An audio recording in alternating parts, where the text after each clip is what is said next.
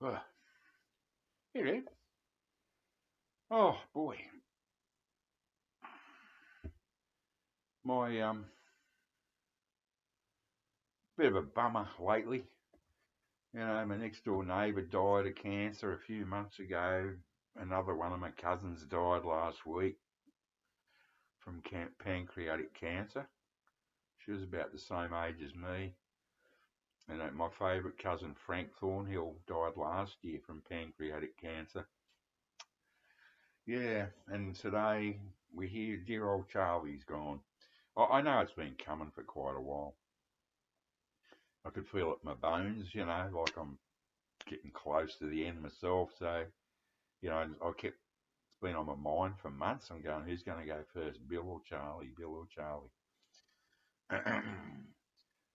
But, yeah, well, at least he lived longer than Brian Jones. I just wanted to show this. It's not the best thing in the world, but that's the last Stones album I ever bought. And I only bought it because an old school friend of mine, well, he said, "Oh, the new Stones album." He said they've still got it, and I said, "Well, I didn't buy it at the time. I waited a year or two, and they started going really cheap. The CD. So I got this for very, very low price. But I think it was about 6 years ago it came out, or 5 years ago. Um, the one thing that struck me, yeah, 2016. The one thing that struck me about this when I played it was, oh, the guitars are sloppy. Keith and Ronnie, and I think Eric Clapton's on there somewhere. I just sort of, I think you get to a certain age and you just can't physically, I don't know. But the one thing that stood out was Mick Jagger's vocals and Charlie's drumming. And actually, and there's some piano on there too. I don't know who did the piano, but there's some good. It was basically what let it down was the guitars, in my opinion. Very, very sloppy, but I mean really sloppy. But yeah, Charlie and Mick are in fantastic form on this. So I'm actually really glad I got it now.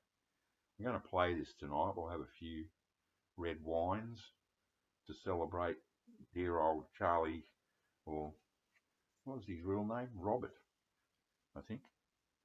So it was his real name was Robert Watts. So he was a Bobby Watts really, but somehow he's a Charlie. But yeah, it's at least they are fairly unknown blues tracks for a change. And but yeah, Mick and Charlie, great. Mick finally got his blues voice. I mean, I suppose he was about 70 when he made that, so it took him.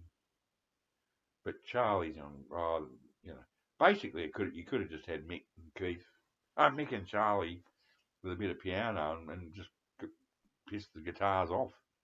Would have been a better record, in my opinion. Um, it's well, there's not a lot more to say. There'll be more coming soon, so um, take care.